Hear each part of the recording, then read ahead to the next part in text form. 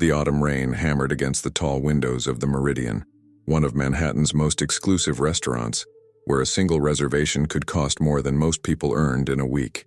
Inside, crystal chandeliers cast golden light over white tablecloths and polished silverware, creating an atmosphere of refined elegance that whispered money with every detail. Grace Williams moved through the dining room with practiced efficiency, her black uniform crisp despite the exhausting double shift she'd already worked. At 34, the lines around her eyes told stories of sleepless nights and endless worry. A single mother working 3 jobs to keep her 7-year-old daughter in a decent school and food on their table. Her feet ached in the sensible shoes she'd worn for 12 hours straight, but she kept her professional smile fixed in place. She couldn't afford to lose this job. Not this one. The Meridian paid better than her morning shift at the diner in Queens or her weekend cleaning gig in Brooklyn. Every dollar mattered. Every tip counted toward her daughter Maya's asthma medication, toward the overdue rent notice currently sitting on her kitchen counter, toward the dream of something better than their cramped studio apartment where the heating barely worked. Grace, table 7 just sat down. Tom Fletcher, the restaurant manager, called out from behind the host's stand. His tone carried that particular edge that made her stomach tighten, the voice he used when he wanted her to handle difficult customers. Tom was a thin man in his 40s with thinning hair and a perpetually nervous expression, the kind of manager who prioritized keeping wealthy patrons happy over protecting his staff. Grace glanced toward table 7 and felt her heart sink slightly. 4 men in expensive suits had settled into the corner booth, their laughter already too loud for the restaurant's refined atmosphere. She recognized the type immediately. Young, wealthy, entitled. The kind who treated service workers as if they were invisible furniture, useful only when needed and easily discarded when not. Taking a steadying breath, Grace approached the table with her notepad ready. "Good evening, gentlemen. Welcome to the Meridian. Can I start you off with something to drink?" The 4 men barely glanced at her. The one closest to her, a blond man with slicked back hair and a Rolex that caught the light, was mid-sentence. "And I told him, if you can't afford to play with the big boys, stay in the shallow end."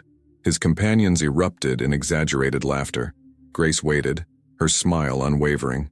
She'd learned long ago that patience was part of the job, that her dignity didn't depend on their acknowledgement. After a long moment, another man, dark-haired with sharp features and a designer suit that probably cost more than her monthly rent, finally looked up at her. His eyes swept over her with the kind of assessment that made her skin crawl, the look that reduced her to less than human. "Champagne," he said flatly, not asking, just stating. "Dom Perignon, the 2008. "Excellent choice, sir," Grace responded professionally. "And for the rest of—" "The same," the blond man interrupted without looking at her, waving his hand dismissively as if shooing away an insect. "4 glasses, obviously. If you're enjoying this story of justice and redemption, please subscribe to the channel. Your support helps us bring more powerful stories like Grace's to light. Hit that subscribe button and the notification bell. You won't want to miss what happens next when the Saudi billionaire reveals himself." Grace nodded and turned toward the bar, but not before catching the 4th man's comment, spoken just loud enough for her to hear. "Did you see her shoes? I wouldn't let my housekeeper wear those." The table erupted in laughter again. Grace's cheeks burned, but she kept walking. She'd heard worse. She'd survived worse. This was just another Tuesday, another table of men who thought their money made them gods. At the bar, she placed the champagne order with Marcus, the bartender, who gave her a sympathetic look. He'd witnessed countless scenes like this over his 20 years at the Meridian. "Table 7? He asked quietly. "Table 7, Grace confirmed, her voice steady despite the humiliation still stinging. While Marcus prepared the champagne, Grace allowed herself a moment to observe the restaurant. The evening crowd was typical for a Tuesday. Business dinners, anniversary celebrations, a few tourists who'd saved for months to afford this experience. Near the back corner, she noticed a man dining alone, his presence somehow both unassuming and commanding. He was Middle Eastern, perhaps in his 50s, with silver threading through his dark hair and wearing a suit that, even to Grace's untrained eye, looked exceptionally well-tailored. But what struck her most was the way he carried himself. Quiet dignity, observant dark eyes that seemed to miss nothing. He'd been there for over an hour, working on a laptop between courses, occasionally taking calls in what sounded like Arabic. Grace had served him earlier, and he'd been unfailingly polite, thanking her by name after reading her name tag, asking about the daily specials with genuine interest, leaving a generous tip after his appetizer. In a restaurant full of wealthy patrons, He somehow stood out for his grace rather than his ostentation. Marcus finished preparing the champagne, arranging 4 crystal flutes on a silver tray with professional precision. "Good luck," he murmured as Grace lifted the tray. She returned to table 7, carefully setting down each glass with practiced elegance.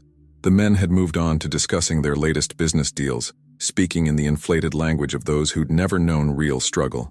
"Closed the Henderson merger yesterday," the blonde man was saying. 8 figures. "My father said it was impossible, but I proved him wrong. Again." "Your father's problem, Brandon, is that he's old school," the sharp-featured man replied. "Our generation understands how to really leverage opportunities, take calculated risks, bend the rules when necessary." Brandon, the blonde, grinned. "Bend? Derek, we don't bend rules. We break them and pay lawyers to clean up the mess." More laughter. Grace finished distributing the champagne and pulled out her notepad. "Are you gentlemen ready to order, or would you like a few more minutes?" This time, they didn't even pretend to acknowledge her presence. The conversation continued as if she were a ghost. Grace stood there, pen poised, her professional smile beginning to strain at the edges. A full minute passed. "Excuse me, gentlemen," she tried again, her voice a touch louder. "Would you like to hear about tonight's specials?" Brandon finally looked at her, his expression annoyed as if she'd interrupted something important. "Do we look like we need specials?" he asked, his tone dripping with condescension. "This isn't Applebee's, sweetheart. We can afford the actual menu." His companions found this hilarious. The third man, who hadn't spoken yet, built like a former college athlete with a fading tan and expensive watch, raised his champagne glass toward her in mock salute. "Tell you what, honey, why don't you come back when we actually need you? We'll wave you down, like this." He demonstrated an exaggerated waving motion as if calling a dog. Something cold settled in Grace's stomach, but she maintained her composure. "Of course, sir. I'll check back shortly." She turned to leave, desperate to escape their laughter, when Brandon's voice stopped her. "Actually, wait. One question." His smile was all teeth and no warmth. "Do you think someone like you belongs in a place like this?" The question hung in the air, sharp and cruel. Grace turned back slowly, her throat tight. The entire table was looking at her now, their expressions ranging from amused curiosity to outright malice. "I work here, sir," she said quietly, fighting to keep her voice level. "That's not what I asked," Brandon pressed, leaning back in his chair with the confidence of someone who'd never faced consequences. "I asked if you think you belong, because looking at those shoes, that tired face, that cheap uniform, I'm wondering if maybe you're more suited to someplace less prestigious, somewhere where the clientele isn't quite so refined."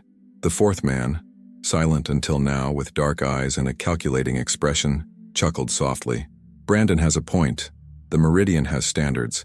Maybe management should reconsider their hiring practices." Grace felt the familiar sting of tears threatening, but she blinked them back fiercely. She would not give them the satisfaction. She would not break. Not here.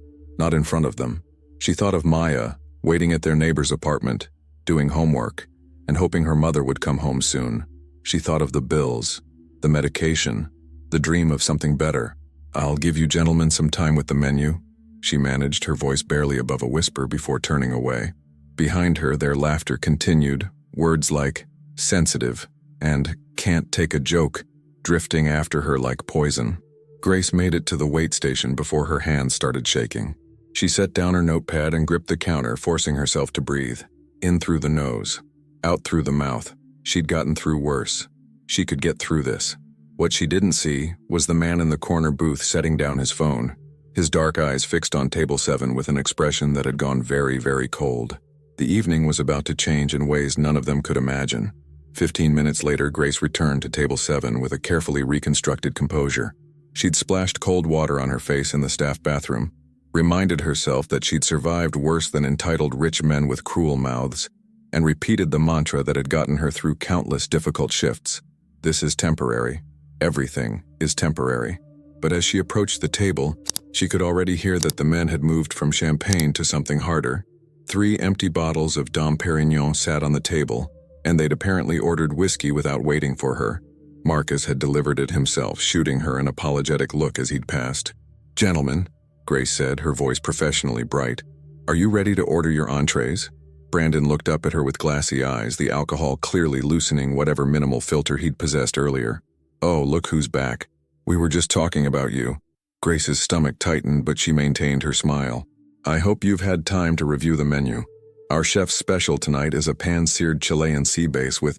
We weren't asking for recommendations, Derek interrupted, swirling his whiskey with deliberate slowness. Brandon said you seemed upset earlier. Were you upset? Did we hurt your feelings? The question was designed to humiliate, wrapped in false concern that dripped with mockery. The third man, the athletic one who'd made the waving gesture, leaned forward with exaggerated sympathy. It's okay if we did. You can tell us. This is a safe space. Their laughter was uglier now, edged with alcohol and emboldened by each other's presence. Grace had seen this pattern before, men who fed off each other's cruelty, each trying to outdo the last, competing to see who could push boundaries further. I'm fine, sir, Grace responded, her knuckles white around her notepad. Now, if you're ready to order, you know what I think, Chase? Brandon addressed the athletic man, completely ignoring Grace. I think she's not fine. I think she's probably wondering why she ended up serving tables instead of sitting at them, wondering where she went wrong in life. Chase nodded sagely, playing along. Probably made some bad choices. Maybe dropped out of school, got pregnant too young. He looked directly at Grace now, his gaze invasive and presumptuous. Am I close? You have that look? Single mother, right? Baby daddy didn't stick around. The accuracy of his guess felt like a slap. Grace's face burned, but she forced herself to remain still, to not react, to give them nothing. Oh, we hit a nerve. The fourth man, who'd been introduced as Julian, exclaimed with delight. Look at her face, Chase, you're a genius. She's definitely got a kid somewhere. Maybe multiple kids, Derek added, examining Grace as if she were a specimen under glass. Multiple fathers? That's usually how these stories go. Grace felt something crack inside her chest. She'd endured disrespect, dismissal, even outright rudeness. But this crossed a line into territory that felt more like assault. They were dissecting her life, making assumptions about her choices, her dignity, her worth as a human being, all for their entertainment. My personal life isn't relevant to taking your order, she managed, her voice strained but still professional. Years of service work had taught her to absorb abuse without fighting back, to smile through degradation because fighting back meant losing her job. And she couldn't lose this job. Not with Maya's medication running low, not with rent due in 5 days. Everything's relevant when we're trying to understand why the service here is so subpar. Brandon shot back, his tone shifting from mockery to something harder. You want to know the truth? You're depressing to look at. Those tired eyes, that defeated posture, you bring down the whole atmosphere of this place. Brandon's right, Julian agreed, warming to the cruelty now. The Meridian is supposed to be an escape from poverty and failure, but they stick us with servers who remind us that poverty exists. It's inconsiderate, really. We pay premium prices. We deserve premium service, not. He gestured vaguely at Grace. This. From across the dining room, Tom Fletcher approached with quick, nervous steps, clearly alerted by other diners who were beginning to notice the commotion. His face was flushed, caught between appeasing wealthy customers and protecting his employee, a battle Grace knew he'd lose before he even opened his mouth. Gentlemen, is everything all right? Tom asked, his voice obsequious and apologetic. Grace is one of our finest servers. If there's any problem with the service, the problem, Derek interrupted sharply, is that your finest server seems incapable of taking a simple order without looking like she's about to burst into tears. It's uncomfortable. We came here to enjoy ourselves, not to be guilted by someone's obvious life failures. Tom's face went through several expressions: surprise, discomfort, calculation. Grace watched him with a sinking heart, knowing exactly what was coming. Grace, why don't you take your break? Tom suggested gently, which was management speak for get out of sight until I smooth this over. I'll have someone else handle table 7. It was a small mercy wrapped in humiliation. Grace nodded mutely and turned to leave, desperate to escape before the tears she'd been fighting finally broke free. Wait, Brandon called out, his voice carrying across the now quiet section of the restaurant. I want to make something clear. We're not paying for those champagne bottles. The service was inadequate. We shouldn't have to pay for an experience that was ruined by incompetent staff. The word stopped Grace mid-step. She turned slowly, disbelief warring with growing anger. Excuse me. You heard him, Chase added, emboldened. We're not paying. You want to know why?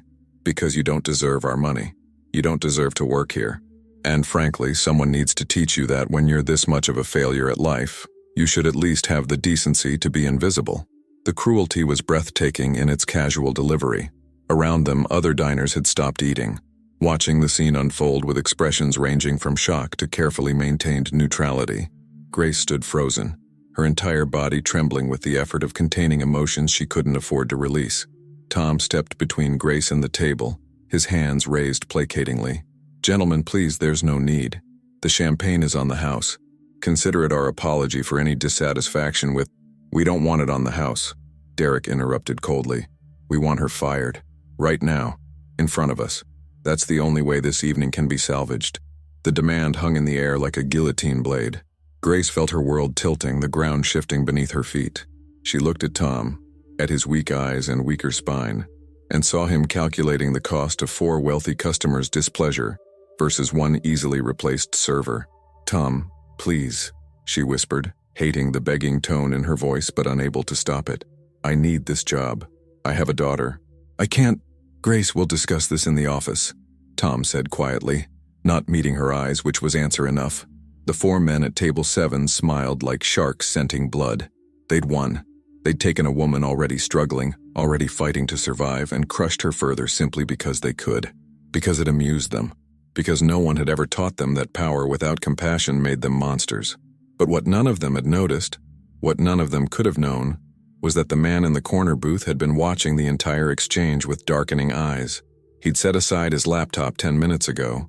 He'd listened to every cruel word, watched every calculated humiliation, observed the systematic destruction of a woman's dignity by 4 men who believed their wealth made them untouchable. The man's name was Khalid al-Rashid, and he hadn't built a business empire spanning 3 continents by tolerating injustice.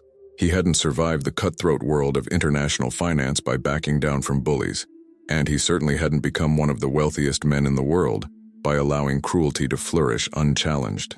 Khalid had been in New York for a series of business meetings, staying deliberately under the radar as he often did, assessing potential investments without the circus that typically followed when people learned his identity. The Meridian was one of those potential investments.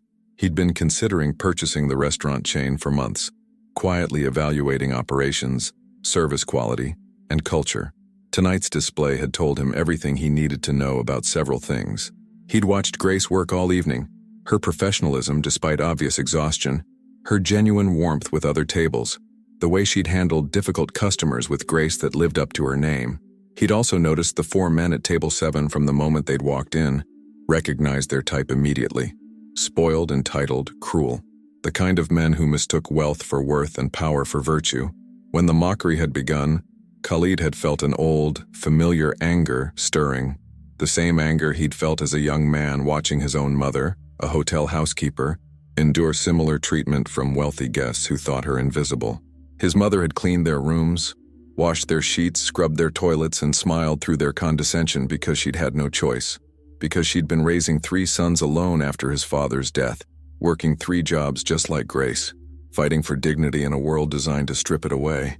Khalid had promised himself, standing over his mother's grave 15 years ago, that he would never forget where he came from, that he would never become the kind of man who treated service workers as less than human, that he would use whatever power he accumulated to protect the vulnerable rather than exploit them. Tonight he would keep that promise. Khalid stood slowly, his movements deliberate and calm. He was not a tall man, but he carried himself with the quiet authority of someone who'd commanded boardrooms and negotiated with kings. He straightened his tie, picked up his phone with one hand and began walking toward table 7. Several diners noticed his approach, their conversations faltering. There was something in his bearing, a controlled intensity, a purposeful stride that commanded attention without demanding it. Tom was still trying to usher Grace toward the kitchen, his hand on her elbow, when Khalid's voice cut through the tension with perfect, unaccented English that carried the weight of absolute authority. "Excuse me, gentlemen." The 4 men looked up, their expressions ranging from irritation at being interrupted to dismissive curiosity. They saw a well-dressed man, certainly, but didn't recognize him, didn't know who he was, didn't understand that they'd just made the costliest mistake of their lives. "I couldn't help but overhear your conversation," Khalid continued, his tone pleasant and mild, almost friendly. "And I wanted to introduce myself before you left this evening." Brandon waved his hand dismissively. "Look, friend, we're in the middle of something here. Whatever you're selling, I'm not selling anything. Khalid interrupted gently. "I'm simply introducing myself. My name is Khalid al-Rashid. Perhaps you've heard of me?" The silence that followed was profound and absolute. Derek's face went pale. Chase's hand froze halfway to his whiskey glass. Julian's mouth opened and closed soundlessly. Brandon looked confused for only a moment before recognition crashed over him like a wave. Khalid al-Rashid, the Saudi billionaire whose investment firm controlled assets worth over $40 billion. The man whose decisions moved markets. The name that appeared in Forbes, Bloomberg, and the Wall Street Journal, with the kind of reverence usually reserved for legends. And he was standing at their table, smiling politely, while the woman they'd just tried to get fired stood trembling behind the manager, watching with wide, confused eyes. "Now then," Khalid said, his smile not quite reaching his eyes, "I think we need to have a conversation about respect, dignity, and consequences. Don't you?" The temperature in the dining room seemed to drop 10 degrees. Around them, conversations died as other patrons recognized the name, or simply sensed the shift in power dynamics that had just occurred. Khalid al-Rashid wasn't just wealthy. He was legendary. A self-made billionaire who'd started with nothing and built an empire through brilliance, ruthlessness when necessary, and an ironclad reputation for both business acumen and, notably, ethical conduct. Brandon's face had gone from ruddy with alcohol to pale with dawning horror. His hand trembled slightly as he set down his whiskey glass, the confident swagger evaporating like morning mist. "Mr. al-Rashid, we didn't—" "Please don't stand," Khalid said smoothly, though none of them had made any move to rise. His voice remained pleasant, almost conversational, which somehow made it more terrifying. "I prefer we keep this informal. After all, you four seem to enjoy informal conversations. I heard quite a bit of yours over the past 30 minutes. Derek cleared his throat, attempting to salvage the situation with the kind of smooth talking that had probably gotten him out of trouble before. "Sir, if there was any misunderstanding—" "Oh, there's no misunderstanding," Khalid interrupted gently, pulling out an empty chair from a neighboring table and sitting down without invitation. He crossed his legs with casual elegance, completely at ease while the four men radiated increasing panic. "I understand perfectly. You see, I have excellent hearing. I heard you mock this woman's appearance, her shoes, her life circumstances. I heard you speculate cruelly about her personal life. I heard you attempt to have her fired for the crime of existing in your presence while being insufficiently wealthy." He paused, letting his words sink in. Behind him, Grace stood frozen, her hand over her mouth, barely daring to breathe. Tom Fletcher looked like he might faint. Several nearby diners had their phones out, discreetly recording. This was the kind of moment that would be dissected on social media for weeks. Chase attempted damage control, his athlete's charm turning on at full force. "Mr. al-Rashid, we were just joking around. You know how it is, sometimes guys get together, have a few drinks, things get said that don't mean anything. Things get said that don't mean anything," Khalid repeated slowly, as if tasting the words. "Interesting perspective. Tell me, Chase. It is, Chase, isn't it? It is. When you told this woman that she should have the decency to be invisible because she's a failure at life, did that mean nothing? When you speculated about her being a single mother with multiple children from multiple fathers, was that meaningless entertainment?" Chase's tan seemed to fade, his mouth opening and closing like a fish drowning in air. Khalid's expression remained pleasant, but his eyes had gone cold, the kind of cold that came from witnessing too much injustice, from remembering every slight his own mother had endured, from understanding that some men only learned through consequences. "Let me tell you what I heard. I heard 4 privileged men, drunk on champagne they now claim they won't pay for, systematically destroy a working woman's dignity for sport. I heard entitlement so profound, it didn't even recognize itself as cruelty. I heard the kind of behavior that reveals character far more accurately than any business degree or family pedigree. "We'll pay for the champagne," Julian blurted out, his calculating demeanor crumbling. "Of course we'll pay. There was never any question." "Oh, but there was a question," Khalid corrected, his tone sharpening slightly. "You explicitly stated you wouldn't pay because the service was inadequate. You demanded this woman be fired immediately, in front of you, for your entertainment. Those weren't idle threats or drunken rambling. Those were deliberate acts of cruelty from men who believed themselves untouchable."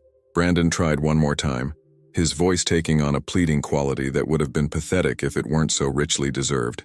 "Mr. al-Rashid, please. We made a mistake. We've had too much to drink. We're sorry. If we could just—" "Sorry to whom?" Khalid asked sharply. I haven't heard a single apology directed at the woman you spent 30 minutes degrading. Not one. You're apologizing to me because you recognize my name, because you understand I have power, because you're afraid of consequences. But her? She's still invisible to you, isn't she? The four men finally turned to look at Grace, who stood trembling, tears streaming silently down her face, not from their earlier cruelty anymore, but from the overwhelming shock of witnessing someone powerful defend her, of being seen, of mattering. "I'm sorry," Brandon mumbled in her direction, but the words were hollow, mechanical, extracted by fear rather than genuine remorse. "Louder," Khalid commanded, his voice cutting like steel. "She deserves to hear it properly. And stand up when you apologize. Show some respect." The four men stumbled to their feet, their expensive suits suddenly looking like costumes on children playing dress-up. They faced Grace, and one by one, offered apologies that ranged from barely audible to stammering. "I'm sorry for what I said. I apologize for my behavior. I was completely out of line. Please forgive me." Grace nodded mutely, unable to speak, unable to process the sudden reversal of power. Tom Fletcher stood beside her, looking like he wanted to disappear into the floor. Khalid watched the apologies with an expression that suggested he found them wanting but adequate for the moment. Then he stood, brushing invisible lint from his impeccable suit, and delivered his final verdict with the calm certainty of a judge passing sentence. "Your apologies are noted, though I suspect they're more self-serving than sincere. However, apologies don't erase actions. They don't undo harm. So let me tell you what's going to happen next." He pulled out his phone, scrolling through it with deliberate slowness while the four men waited in agonized suspense. Brandon Sutherland, son of Gerald Sutherland, CEO of Sutherland Financial Group. Derek Chen, junior partner at Morrison & Associates. Chase Hammond, commercial real estate developer with Hammond Properties. Julian Westbrook, hedge fund manager at Apex Capital. The blood drained from their faces as Khalid recited their full names and employers without hesitation. He'd clearly looked them up during their dinner, probably running background checks the moment their behavior had crossed from merely rude to actively cruel. "Here's what I know about each of your companies," Khalid continued conversationally. "Sutherland Financial is currently courting investment for their new Asia-Pacific expansion. Morrison & Associates is bidding on the Riverside Development Project. Hammond Properties is seeking approval for 3 major commercial builds in Manhattan. And Apex Capital is trying to secure funding for their new tech venture fund." He looked up from his phone, meeting each man's eyes in turn. "What you don't know is that my investment firm has controlling interest in the approval boards for 2 of those projects.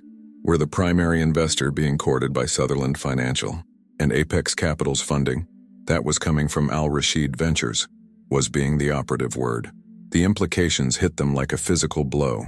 Their careers, their projects, their futures, all suddenly hanging by a thread, being held by the man they'd ignored while they tortured a waitress for fun. "No," Derek whispered, his face ashen. "Please, Mr. Al-Rashid, don't what?" Khalid asked mildly. "Don't hold you accountable for your actions? Don't allow your cruelty to have consequences? Tell me, Derek, if I were to call your senior partners right now and play them a recording of tonight's conversation, and yes, I recorded it, what do you think would happen?" "I'd be fired," Derek said hoarsely. "Correct. And Brandon, if I were to inform your father that his son's behavior has cost Sutherland Financial a multi-million-dollar investment opportunity, what would that mean for your position in the company?" Brandon's jaw clenched. "It would destroy my career." "Also correct. Chase Hammond Properties is building its reputation on being a community-focused, values-driven company.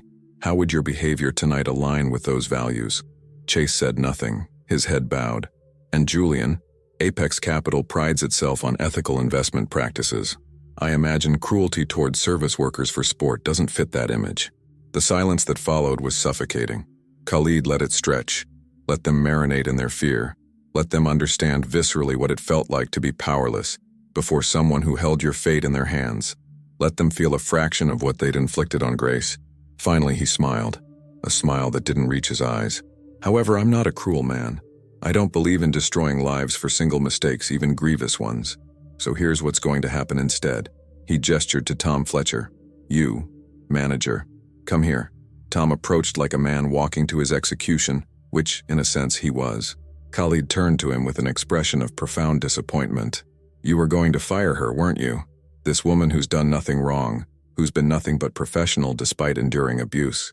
You were going to sacrifice her to appease these four because they have money and she doesn't. I was just trying to defuse the situation, Tom stammered weakly. By sacrificing the victim to placate the aggressors. Classic cowardice. Khalid's voice dripped with contempt. Let me ask you something. Do you know who owns this restaurant? Tom blinked, confused by the sudden change in direction. It's part of the Meridian Group. The CEO reports to the board of directors, Khalid interrupted. And the majority shareholder of the Meridian Group, who owns 51% of all voting shares, is Al Rashid Holdings. Which means, effectively, I own this restaurant. I own this entire chain. And you are going to fire one of my employees to make four bullies happy. The revelation hit the room like a bomb. Tom's face went gray. The four men looked like they might be sick. Grace made a small, strangled sound of disbelief. Khalid had purchased the Meridian Group 3 months ago, quietly through a subsidiary, as part of his expanding hospitality portfolio. He'd been visiting locations anonymously, assessing operations, deciding which managers to keep and which to replace. Tom Fletcher had just decided his own fate. You're fired, Khalid said simply, effective immediately. Security will escort you out and HR will be in contact regarding your final paycheck. I don't employ managers who lack the moral courage to protect their staff from abuse. Tom opened his mouth to protest, then closed it, recognizing the futility. He nodded once, defeated, and walked slowly toward the exit. His career at the Meridian ending not with a bang but with well-deserved humiliation. Khalid turned back to the four men who looked like they were watching their lives implode in real time. As for you four, here are your consequences. First, you will pay your bill in full, including a $5,000 tip that will go entirely to Grace. You will do this without complaint. Brandon pulled out his wallet immediately, hands shaking.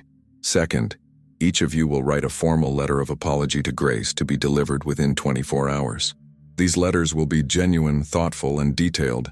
I will read them before they're given to her. Yes, sir, they chorused. Third, each of you will make a $50,000 donation to a charity of Grace's choosing. I will verify these donations. Chase made a choking sound but nodded. Fourth, and most importantly, you will never, and I mean never, treat another service worker this way again. Because I will be watching. My people will be watching. And if I hear that any of you have engaged in this kind of behavior again, I will follow through on every threat implied tonight. I will destroy your careers. I will ruin your reputations. I will make certain that every door in every industry closes in your faces. Am I absolutely clear? Yes, Mr. Al-Rashid, they said in unison, voices small and chastened. Good. Now pay your bill and leave my restaurant. You're banned from all Meridian Group properties indefinitely. The four men scrambled to comply, throwing cash and credit cards at the bill with desperate haste, each contributing to the $5,000 tip without hesitation. Within minutes they were gone, fleeing into the New York night with their tails between their legs and their careers hanging by threads. Khalid watched them go, then turned to Grace, who stood rooted to the spot, tears streaming freely now, her whole body shaking with the release of adrenaline and shock and overwhelming relief. Grace, he said gently, his entire demeanor softening. I'm so sorry you had to endure that. No one should be treated that way, ever. She couldn't speak, could only shake her head mutely, trying to find words adequate to the moment and failing. Come, Khalid said, gesturing toward his table. Sit with me for a moment, please. I think you need a minute before you go back to work, and we need to talk about your future here. Grace lowered herself into the chair across from Khalid al-Rashid with trembling legs, her mind still reeling from everything that had just transpired. Around them, the restaurant was slowly returning to normal, hushed conversations resuming, silverware clinking against china, the gentle ambient music filtering back into awareness. But for Grace, the world still felt tilted on its axis. Breathe, Khalid said kindly, sliding a glass of water across the table toward her. You've just been through something traumatic. Your body needs a moment to process. Grace took the water with shaking hands and sipped it, the cool liquid helping to ground her back in reality. She looked at the man across from her, this billionaire who'd materialized like an avenging angel at her darkest moment, and tried to reconcile his quiet kindness with the steel she'd just witnessed him wield against four men who'd thought themselves untouchable. I don't understand, she finally managed, her voice hoarse. Why did you do that? You don't know me. You didn't have to. I did have to, Khalid interrupted gently. Because standing by while injustice occurs is the same as participating in it, and because, he paused, his eyes distant for a moment, because I've seen this story before. Different restaurant, different city, different time, but the same cruelty, the same presumption that money grants permission to treat people as disposable. Grace waited, sensing he had more to say. My mother was a housekeeper, Khalid continued, his voice carrying the weight of old grief. She worked at luxury hotels in Riyadh after my father died. She cleaned the rooms of wealthy guests, scrubbed their toilets, washed their sheets, and some of them, not all, but some, treated her exactly the way those men treated you tonight, like she was invisible, like her dignity didn't matter, like her humanity was somehow less than theirs because she wore a uniform and they wore designer suits. He met Grace's eyes directly. She worked herself to exhaustion, raising 3 sons alone. She died at 53 from a heart attack that the doctor said was caused by stress and overwork. And on her deathbed, do you know what she made me promise? Grace shook her head, tears welling again at the raw emotion in his voice. She made me promise that if I ever had the power to stop what she'd endured, if I ever had the means to protect people who couldn't protect themselves, I would do it, no matter what it cost, no matter who I had to face. Khalid's expression hardened slightly. I've built an empire worth billions, Grace. But the most important thing I've ever done with that power is honor my mother's memory by refusing to let cruelty go unchallenged. I'm so sorry about your mother, Grace whispered, and I'm sorry about what you endured tonight. No one should be treated that way. He leaned forward slightly. Tell me about your daughter. Maya, isn't it? Grace startled. How did you... You mentioned her name when you were pleading with that coward of a manager not to fire you, Khalid explained. 7 years old? Asthma? Grace nodded slowly, still processing that this man, this billionaire, had been paying such close attention. Yes, she's 7. Her asthma has gotten worse this year. The medication is expensive and insurance doesn't cover all of it. That's why I work 3 jobs, why I can't afford to lose even one of them. 3 jobs, Khalid repeated, his jaw tightening. How many hours a week? 70, sometimes 80. I work mornings at a diner in Queens, weekends cleaning apartments in Brooklyn, and evenings here. Grace's voice broke slightly. It's not enough, it's never quite enough. Every month I'm choosing between Maya's medication and rent, between groceries and electricity. I'm one emergency away from losing everything. The words tumbled out, months of suppressed fear and exhaustion finally finding voice. She'd never said these things out loud before, never admitted to anyone how close to the edge she was constantly teetering. But something about Khalid's presence, his genuine attention, his obvious empathy, made her feel safe enough to be honest. What happened to Maya's father? Khalid asked carefully. Grace's expression darkened. He left when I was 6 months pregnant. Said he wasn't ready for the responsibility. I haven't heard from him since. It's just me and Maya against the world. Then Maya is lucky to have such a fierce fighter for a mother, Khalid said firmly. Grace, look at me. What those men said tonight, about you being a failure, about your choices, none of that is true. You're not a failure. You're surviving impossible circumstances with dignity and determination. You're working yourself to exhaustion to provide for your daughter. That's not failure. That's heroism. The words hit Grace like a physical force, unlocking something in her chest that had been locked tight for years. She'd internalized so much shame, so much judgment from a world that looked at single mothers working multiple minimum wage jobs and saw moral failure rather than systemic injustice. To hear someone, especially someone as powerful as Khalid al-Rashid, affirm her worth felt almost unbearably validating. Thank you, she whispered, wiping tears from her cheeks. You have no idea what that means to me. Khalid smiled. Actually, I do, because I heard my mother say similar things to herself on nights when she thought we were asleep. I heard her cry in the bathroom after particularly difficult shifts. I saw her sacrifice everything for us, and I swore that when I had the means, I would try to fix the systems that break people like her, people like you. He pulled out his phone, typing something quickly. Which brings me to your future. You're not working 3 jobs anymore, Grace.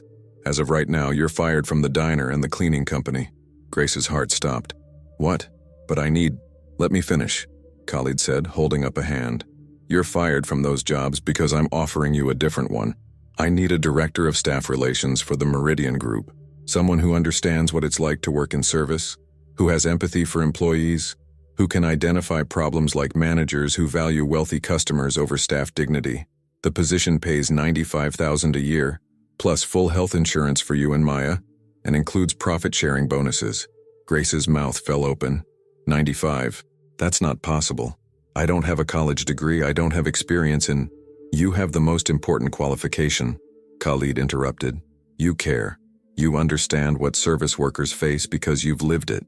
You know what needs to change because you've suffered under broken systems. I can teach you the administrative aspects.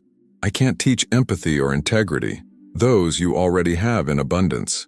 Mr. Al-Rashid, I'm overwhelmed. This is too generous. I don't know what to say. Say yes. Say you'll start Monday. Say you'll help me build a company that treats its workers with the dignity your mother and mine deserved but didn't always receive. Grace stared at him, her mind spinning with possibilities. No more 70-hour weeks. No more choosing between Maya's medication and rent, health insurance, stability, a chance to actually help other people in situations like hers. It seemed too good to be true, like a fairy tale, except fairy tales didn't feature Saudi billionaires in Manhattan restaurants defending exhausted single mothers. What if I fail? She asked quietly. What if I'm not good enough? Failure is trying the same thing repeatedly and expecting different results, Khalid said. You've been trying to survive in a system designed to keep you struggling. I'm offering you a chance to change the system instead. That's not failure. That's evolution. He stood, extending his hand across the table. So what do you say, Grace Williams? Will you join me in building something better? Grace looked at his hand, strong, steady, offering not charity but opportunity, not pity but partnership. She thought of Maya, waiting at home, and the future that had seemed so impossibly distant just an hour ago suddenly materializing before her eyes. She stood, her legs steadier now, and shook his hand firmly. Yes, I'll do it. Thank you, Mr. Al-Rashid. Thank you for seeing me. Call me Khalid, he said with a genuine smile. And you're welcome, Grace. But the truth is, you saved yourself tonight. You survived with your dignity intact despite everything they threw at you. I just provided a microphone for justice that was already deserved. The following Monday morning, Grace stood in front of the mirror in her tiny bathroom, adjusting the collar of a professional blazer she'd bought at a discount store over the weekend. The reflection staring back at her looked simultaneously familiar and foreign. Same tired eyes, same worry lines etched around her mouth, but dressed in business attire instead of a waitress uniform. She barely recognized herself. Maya appeared in the doorway, her small 7-year-old face bright with excitement. Mommy, you look like a boss lady. Grace laughed, the sound lighter than it had been in years, and scooped her daughter into a hug. I'm not a boss, baby. I'm going to work at a really nice office building today. Remember I told you about the kind man from the restaurant? The one who made the mean men say sorry? Maya's voice took on the fierce protectiveness she'd inherited from her mother. Grace had told her a carefully edited version of Thursday night's events, enough to explain the sudden change in their circumstances, but not enough to burden her with the full weight of cruelty adults were capable of inflicting. That's right, Mr. Al-Rashid gave Mommy a new job, a better job, which means, Grace paused for dramatic effect, we can finally get you those light-up sneakers you wanted, and we don't have to worry about your medicine anymore. Maya's squeal of delight was worth more than any salary. Grace held her daughter tight, breathing in the scent of her strawberry shampoo, and felt something she hadn't experienced in years. Hope. Real, tangible hope that their lives might actually improve instead of constantly teetering on the edge of disaster. Mrs. Chen, their elderly neighbor who watched Maya before and after school, knocked on the door. Ready for the big day? She asked with a warm smile. Mrs. Chen had been their guardian angel for 2 years, charging far less than she should for childcare because she understood what it meant to struggle. Grace had already arranged to pay her properly now, a thought that brought tears to her eyes. As ready as I'll ever be, Grace admitted. She kissed Maya's forehead one more time. Be good for Mrs. Chen. I'll be home for dinner. Actual dinner time, not midnight. The commute from Queens to the Meridian Group headquarters in Midtown Manhattan took 40 minutes on the subway. Still long, but nothing compared to her previous schedule that had involved running between 3 different jobs across the city. Grace emerged at 5th Avenue into crisp November air, looking up at the sleek glass tower that housed the corporate offices. The building's lobby was intimidating in its elegance. Marble floors, modern art installations, well-dressed people moving with purpose. Grace clutched her worn purse and tried not to feel like an imposter. A security guard directed her to the 14th floor, where the HR department awaited. The next 2 hours were a blur of paperwork, orientation, and information overload.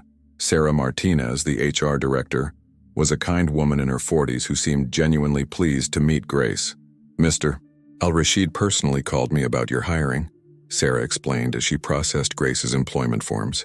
"He doesn't usually involve himself in individual hiring decisions, so you must have made quite an impression." Grace smiled weakly, not sure how to explain that the impression had been made during the worst moment of her professional life. By noon, Sarah was walking Grace through the executive floor, a sprawling space of glass-walled offices and conference rooms overlooking Manhattan. "Your office is here," Sarah said, opening a door to reveal a space that was bigger than Grace's entire apartment. Floor-to-ceiling windows offered a panoramic view of the city. A modern desk held a new computer, phone, and nameplate that read, "Grace Williams, Director of Staff Relations." "This can't be right," Grace breathed. "This is too much." "Mr. Al-Rashid was very specific about your accommodations," Sarah assured her. He said, and I quote, "Grace has spent years making other people comfortable while working in inadequate conditions. Her office should reflect the value we place on the work she's about to do." Grace ran her fingers over the nameplate, blinking back tears. After years of being invisible, of being dismissed and degraded, someone had finally seen her worth. A knock on the open door made her turn. Khalid stood in the entrance, dressed impeccably in a charcoal suit, carrying 2 cups of coffee. "I thought you might need this. First days are always overwhelming." Sarah excused herself discreetly, leaving them alone. Khalid handed Grace one of the coffees, made exactly how she'd prepared it during her shifts at the Meridian, with cream and 1 sugar. He'd noticed. Of course he'd noticed. "How are you feeling?" he asked, settling into one of the guest chairs as if this were the most natural thing in the world. A billionaire having coffee with his newest employee in her office. "Terrified," Grace admitted honestly. "Grateful, confused, all of it at once." "Khalid, are you sure about this? I don't want to disappoint you. I don't have any experience with corporate environments. What if I—" "Grace." He set down his coffee and fixed her with a steady gaze. "I didn't hire you despite your lack of corporate experience. I hired you because of it. The restaurant industry has a culture problem. Servers, housekeepers, kitchen staff, they're treated as expendable. They work in conditions that would horrify the customers dining in comfort. They endure harassment, wage theft, impossible schedules, and constant disrespect. And management typically protects the business over the workers." He leaned forward, his intensity evident. "You know what that's like. You've lived it. You understand the problems from the inside, which means you can identify solutions that someone with an MBA and no real-world service experience would never see. That's why you're valuable. That's why you're here." Grace absorbed his words, feeling something shift in her chest, the beginning of belief in herself. "What exactly do you want me to do?" "Everything," Khalid said with a slight smile. "But we'll start small. I want you to visit every Meridian property. We have 12 restaurants in New York alone, 47 nationwide. Talk to the staff, not the managers, not the executives, the people working the floor, washing the dishes, cleaning the bathrooms. Find out what they need, what they're afraid to report, what changes would actually improve their lives." He pulled out a folder, sliding it across the desk. "This contains information about worker protection laws, industry standards, and our current employee policies. Study it, then tear it apart and tell me how we can do better. I want your perspective on everything. Wages, scheduling, healthcare benefits, workplace harassment protocols, manager training. I want to build a company where what happened to you last Thursday is not just unacceptable, but impossible." Grace opened the folder, scanning pages of dense policy language that would take weeks to fully understand. The scope of what he was asking felt enormous, but also exciting. A chance to actually change things for people like her, people still trapped in the cycle she'd just escaped. "I'll need help," she said quietly. "Someone to teach me the business side, help me understand the financial constraints, translate all this corporate language." "Already arranged," Khalid assured her. "Marcus Chen from our legal department will be your mentor. He came up through the service industry too, worked as a bartender through law school. He understands both worlds. And my door's always open. Literally. I mean that, Grace. If you need anything, you come directly to me." The trust implicit in his words was staggering. Grace had spent years being treated as disposable, and now one of the wealthiest men in the world was telling her his door was open. The cognitive dissonance was almost painful. "There's something else," Khalid said, his tone shifting slightly. "Those 4 men from Thursday night, they've been dealt with." Grace's stomach tightened. "What do you mean?" Brandon Sutherland's father removed him from the Asia-Pacific project. He's been reassigned to a minor portfolio reviewing quarterly reports, essentially a demotion disguised as character building. Derek Chen is on probation at his law firm. His senior partners weren't pleased when I sent them the recording. Chase Hammond lost 2 major development deals when my investment firm withdrew support. And Julian Westbrook's hedge fund? The funding fell through. He's scrambling to find alternative investors. Grace didn't know how to feel about that. Part of her, the part that had been humiliated and degraded, felt a fierce satisfaction. But another part, the part that understood desperate circumstances, wondered about the ripple effects of Khalid's justice. "You're wondering if I went too far," Khalid observed, reading her expression with uncanny accuracy. "I don't know," Grace admitted. "They were cruel. They deserved consequences, but destroying their careers." "I didn't destroy their careers," Khalid corrected gently. "I held them accountable. There's a difference. Each of them still has a job. They're still employed, still earning substantial salaries. They're just no longer being rewarded for behavior that should have been punished years ago. And more importantly, they're learning that actions have consequences, a lesson their wealth and privilege apparently never taught them." He paused, letting that sink in. "Grace, here's what you need to understand about men like that. They've spent their entire lives insulated from the results of their cruelty. They've never had to face someone more powerful who said, 'No, this stops here.' Without consequences, they'll continue the same pattern. Different restaurants, different service workers, same degradation. I didn't ruin their lives. I interrupted a cycle of abuse." Grace nodded slowly. When he put it that way, it made sense. She thought about all the servers, housekeepers, and service workers those 4 men had probably treated the same way over the years. People who didn't have a Saudi billionaire watching from the corner booth, ready to intervene. How many others had suffered in silence? "Did they send the apology letters?" she asked. Khalid's expression darkened. 3 of them did. Brandon Sutherland's was barely literate, clearly written by a PR consultant, all empty corporate phrases about learning and growing. Derek Chen's was more sincere, actually acknowledging specific things he'd said and expressing genuine remorse. Chase Hammond and Julian Westbrook both wrote thoughtful letters that seemed to come from actual reflection rather than fear. And the 4th? Brandon's father sent his apology. Brandon himself sent nothing. Khalid's jaw tightened, which tells me everything I need to know about whether he learned anything from this experience. Some people are so entrenched in their privilege that even clear consequences don't penetrate. "What will you do about him?" Grace asked. "I'm going to make his professional life uncomfortable enough that he either learns humility or changes careers," Khalid said bluntly. "Sutherland Financial does significant business with several companies in my portfolio. They'll continue to do business with his father's firm. But Brandon personally, he'll find doors closing, projects stalling, his reputation preceding him. Not punishment for its own sake, but natural consequences for someone who refuses to grow." Grace studied Khalid's face. The determination there, the controlled anger on behalf of people he didn't even know. "Your mother would be proud of you," she said softly. His expression softened. "I hope so, though she'd probably tell me I'm being too lenient." He smiled at some private memory. "My mother had very strong opinions about justice. She believed that people with power had an obligation to use it for those without power. That wealth without conscience was worse than poverty." "She sounds like she was an amazing woman."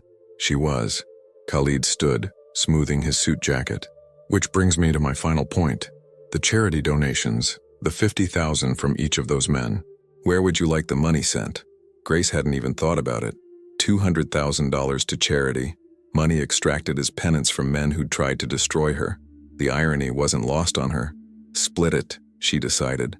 "Half to the American Lung Association for asthma research and support programs, for Maya and other kids like her, and half to..." She paused, an idea forming. "Is there a fund that helps single mothers in the service industry? Helps them pay for childcare, education, emergency expenses?" Khalid smiled slowly. "There is now.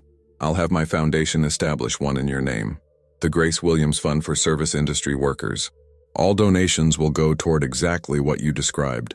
Childcare assistance, emergency funds, education scholarships for single mothers trying to improve their circumstances." Grace's vision blurred with tears. In my name? Khalid, that's too much.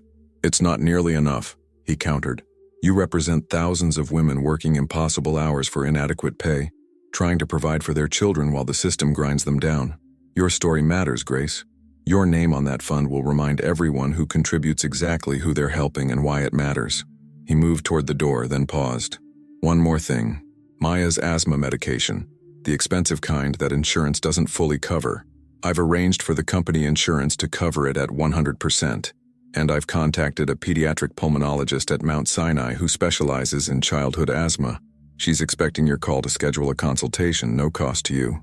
Grace couldn't speak, couldn't process the magnitude of what he was offering, not just to her but to her daughter. The medication alone would save her hundreds of dollars monthly. Access to a specialist could mean better management of Maya's condition, fewer emergency room visits, less fear every time her daughter struggled to breathe. Why? She finally managed to whisper.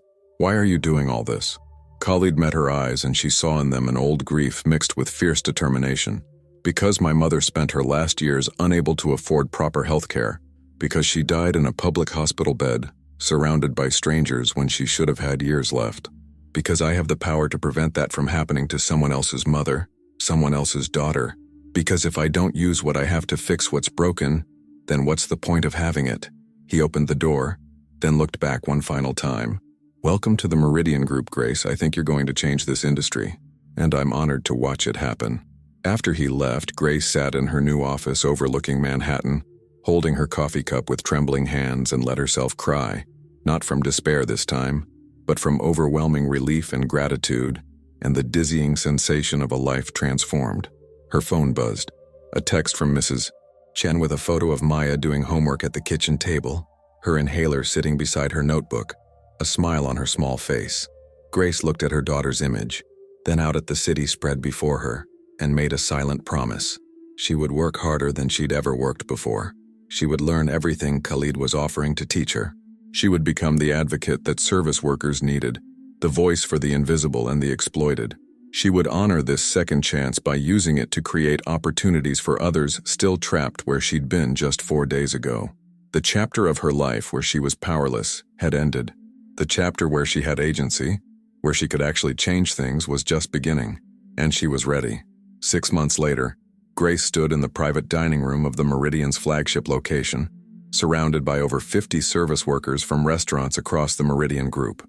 The space where wealthy patrons usually celebrated business deals now hosted a very different kind of gathering. The inaugural meeting of the Meridian Workers' Council, an employee advocacy board that Grace had spent months developing. The transformation in her was remarkable.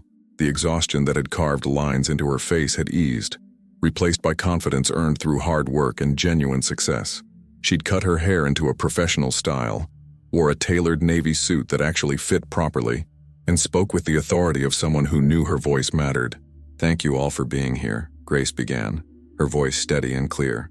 6 months ago, I was standing in this restaurant wearing a different uniform, being treated like I was invisible. Today, I'm standing here because one person refused to let that invisibility continue. But this council, this change, isn't about me. It's about all of us.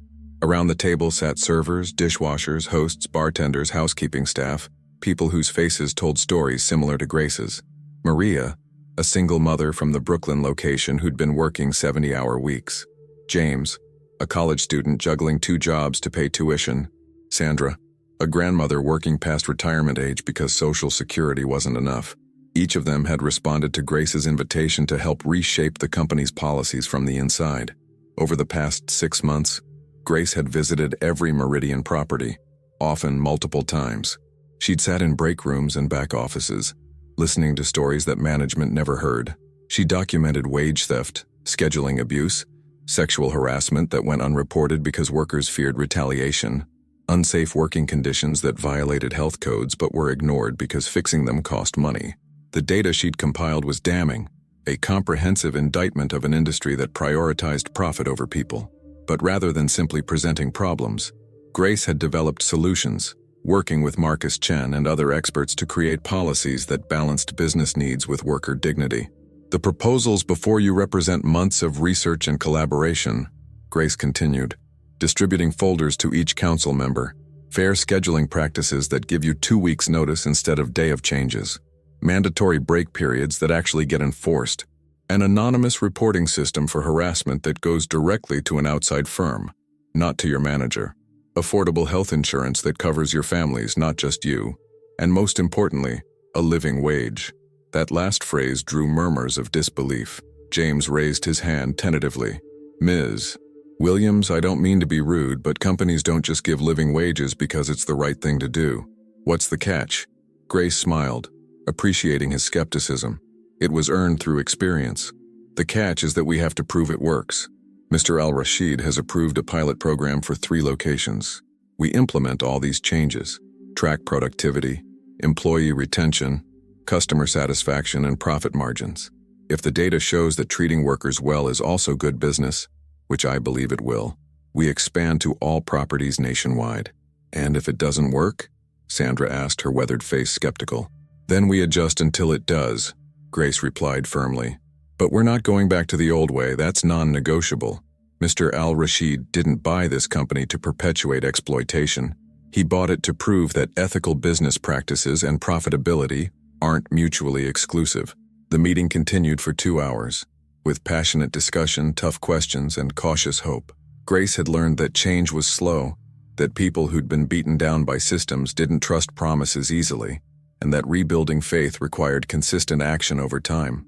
As the meeting concluded and workers filed out, many stopped to thank Grace personally. Maria hugged her, whispering, "You're changing my life.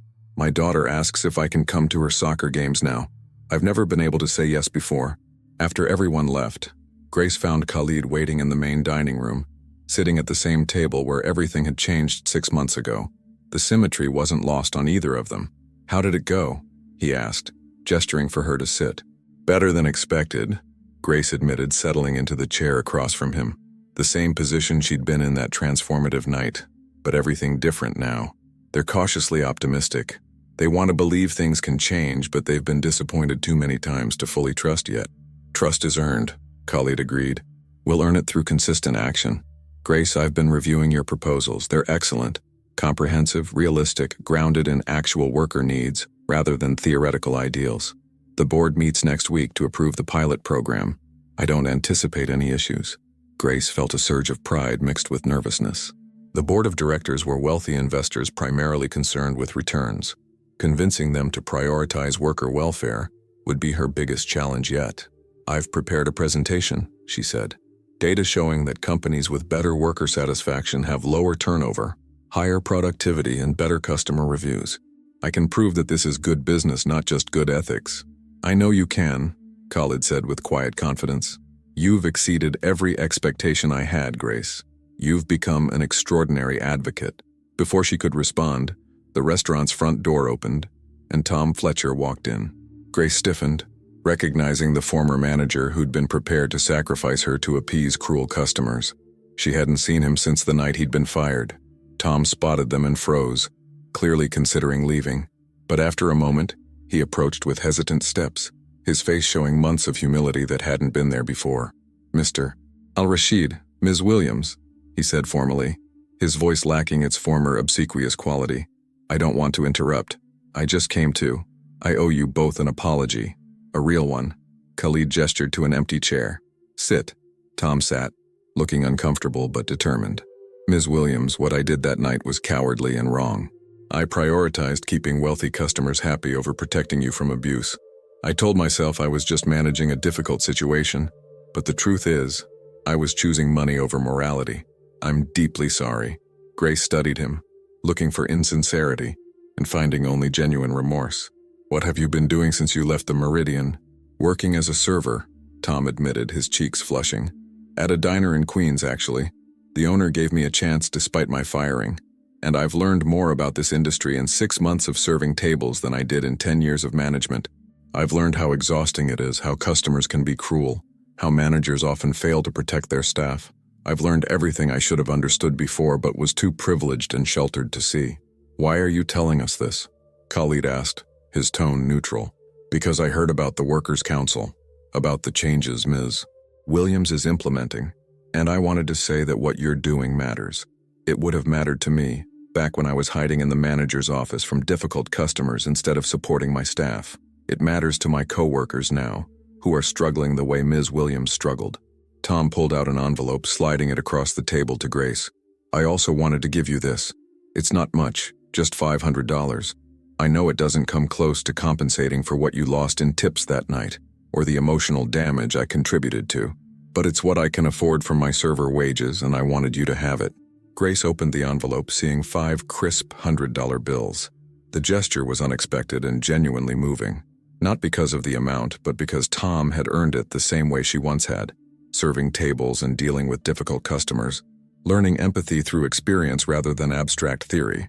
Keep your money, Grace said quietly, pushing the envelope back. But if you're serious about making amends, there's something else you can do. Tom leaned forward eagerly. Anything. The Workers' Council needs voices from management, people who understand both sides, who can help bridge the gap between executive decisions and floor-level reality. People who've learned from their mistakes and genuinely want to do better. Grace met his eyes directly. Would you be willing to serve as an advisor? Share your perspective on what managers need to learn, how to train them differently. Tom's eyes widened with surprise and gratitude. Ms. Williams, after what I did, you'd trust me with that. I'm not offering trust, Grace clarified. I'm offering an opportunity to earn it. Show me through consistent action that you've actually changed. Help us train managers who won't make the mistakes you made. Prove that redemption is possible through genuine growth rather than empty apologies. I will, Tom said fervently. Thank you. Thank you for seeing that people can change. After Tom left with contact information for joining the advisory board, Khalid smiled at Grace with obvious approval. That was gracious. Not everyone would give him a second chance. I've learned that people are capable of growth when given the right circumstances, Grace replied. You gave me a chance when you had no reason to trust I could do this job. The least I can do is extend similar grace to others. They sat in comfortable silence for a moment before Khalid spoke again. I have news about the 4 men from that night. Grace had tried not to think about them much over the past months, focusing instead on building something positive rather than dwelling on past cruelty. But she'd be lying if she said she wasn't curious. Brandon Sutherland was fired from his father's company 3 months ago, Khalid began. Apparently, the demotion didn't teach him anything. He was caught on video berating a parking attendant, and someone recognized him from social media coverage of the incident here. The video went viral. His father finally had enough and severed ties professionally. Last I heard, Brandon was working in a friend's startup, considerably humbled. Derek Chen completed an extensive ethics training program mandated by his law firm and has apparently taken it seriously. He's been volunteering at a legal aid clinic helping service workers with wage theft cases. His senior partners tell me he's a changed man. Whether that's genuine or performative remains to be seen, but at least he's directing his energy toward repair. Chase Hammond lost his company. The development deals fell through, investors pulled out, and he had to declare bankruptcy. But here's the interesting part. He's rebuilt himself from scratch, started a small contracting business, doing renovation work himself instead of just managing projects. His employees say he's a fair boss, pays on time, treats them with respect. He sent me a letter last month saying that losing everything was the best thing that ever happened to him, because it taught him who he actually was beneath the money. And Julian Westbrook? Grace asked. Khalid's expression darkened. Julian is the only one who seems to have learned nothing. He found new investors, started a competing hedge fund, and from what I hear, treats his assistants the same way he treated you, with contempt and cruelty. Some people are so fundamentally broken that even clear consequences don't penetrate. What will you do about him? Continue making his professional life difficult, Khalid said bluntly.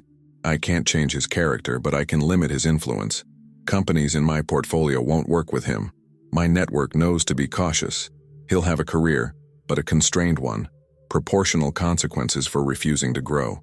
Grace processed this information, feeling a complex mix of satisfaction and sadness. 3 men apparently learning and changing, 1 refusing to. It was a better ratio than she'd expected, honestly. There's one more thing, Khalid said, pulling out his phone. Remember the Grace Williams Fund? It's grown significantly. Between the initial donations from those 4 men, contributions from other donors who heard the story, and matching funds from my foundation, we've distributed over $3 million to service industry workers over the past 6 months. Grace's jaw dropped. $3 million? $3 million, Khalid confirmed, showing her the fund's website. We've helped 247 single mothers pay for childcare so they could take job training courses. We've covered emergency expenses for families facing eviction or medical crises. We've provided scholarships for people trying to finish their education while working full-time. Your story inspired people, Grace. Your name on that fund reminds donors exactly why this work matters. Tears pricked Grace's eyes.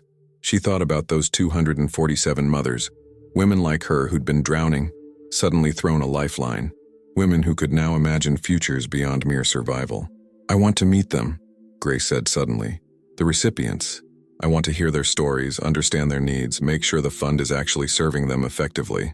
Already arranged, Khalid replied with a smile. There's a gathering next month. Recipients, donors, advocates. You're the keynote speaker. Grace's stomach fluttered with nerves but also excitement. Public speaking terrified her, but telling her story, using her experience to help others, felt like the most important work she'd ever done. Her phone buzzed. A text from Maya's doctor. Latest tests show significant improvement in Maya's lung function. New medication protocol working excellently, she's thriving. Grace showed Khalid the message, unable to contain her smile. Maya was thriving. Not just surviving, actually thriving. She'd made the school soccer team, something that would have been unthinkable 6 months ago when every physical exertion triggered asthma attacks. She had friends, confidence, hope for the future. Your daughter is lucky to have you, Khalid observed. I'm lucky to have her, Grace corrected. She's the reason I survived those years. The reason I kept fighting when it would have been easier to give up. Everything I've done, every impossible shift I worked, every humiliation I endured, it was all for her. And now? Khalid asked gently. Now I'm fighting for other people's daughters, Grace replied. For other mothers who are where I was. For workers who are invisible, exploited, struggling. Because if one powerful person in the right place at the right time can change everything, like you did for me, imagine what we can do with systematic change across an entire industry. Khalid raised his water glass in a toast to systematic change, and to Grace Williams, who turned her worst moment into a movement. They clinked glasses, and Grace felt the weight of the past months settling into something like peace. Not complacency. There was still so much work to do, so many workers to help, so many systems to dismantle and rebuild, but peace in knowing that her struggle hadn't been meaningless, that her pain had become purpose, that she'd been seen at her lowest moment by someone who chose compassion over convenience, justice over profit, humanity over hierarchy. 6 months ago, she'd been invisible, a tired woman in a waitress uniform, serving people who looked through her rather than at her. Today she was Grace Williams, Director of Staff Relations, advocate for the unseen, voice for the voiceless, living proof that one moment of intervention could change not just a life, but an entire trajectory. As she left the Meridian that evening, Grace paused at table 7, the site of her humiliation and transformation. The table where 4 cruel men had tried to break her. The table where one principled man had refused to let that breaking go unchallenged. She ran her fingers along the back of the chair where she'd stood trembling, fighting tears, wondering how she'd survive. And she smiled, thinking of everyone she'd help ensure they'd never have to feel that same powerlessness. The chapter that had begun with cruelty had ended with justice. The story that started with invisibility had concluded with impact. And Grace Williams, once overlooked, once dismissed, once deemed unworthy of basic dignity, had become exactly what the world needed. Someone who remembered where she came from and refused to let anyone else be forgotten. Outside, the Manhattan evening wrapped around her like possibility. Somewhere in Queens, Maya was waiting, eager to tell her mother about her day, secure in the knowledge that her mother would actually be home for dinner. Somewhere across the city, service workers were finishing shifts, exhausted but dreaming of something better. And Grace Williams, who'd survived the worst people could offer and emerged stronger, was just getting started. The real work, the transformative, systematic, industry-changing work, was only beginning, and she was ready. 3 years later, Grace stood on the stage of the Jacob K. Chavez Convention Center, addressing over 2,000 hospitality industry professionals at the National Service Workers Summit. The woman who once trembled serving tables now commanded a room full of executives, managers, and workers, with the confidence of someone who'd earned every ounce of her authority. When Mr. Al-Rashid defended me that night, Grace said, her voice carrying clearly through the microphone, he didn't just save my job, he started a revolution. Today, the Meridian Group model has been adopted by 43 restaurant chains nationwide. Over 150,000 service workers now have living wages, guaranteed health insurance, and workplace protections that didn't exist 3 years ago. The audience erupted in applause.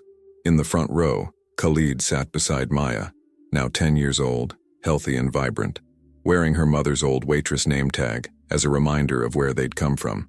Next to them sat Maria, Sandra, and James from that first Workers' Council meeting, all now regional advocates helping implement changes across the industry. But statistics don't tell the full story, Grace continued. Let me tell you about Rebecca, a single mother in Chicago who can now afford her son's diabetes medication. About Marcus in Los Angeles, who finally has consistent scheduling so he can attend his daughter's school plays.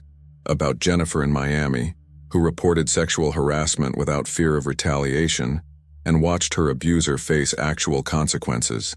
She paused, her eyes finding the faces in the crowd. Hundreds of workers who'd contacted her over the years, sharing their stories, finding hope in hers. That night at the Meridian, I learned that visibility is power, that being seen, truly seen, can change everything. 4 men tried to erase me because I made them uncomfortable with my existence. 1 man refused to let that erasure stand. Today, I'm asking all of you to be that person for someone else. See the invisible. Defend the vulnerable. Use whatever power you have to create justice, not just for yourself, but for everyone the system was designed to break. The standing ovation lasted 5 minutes.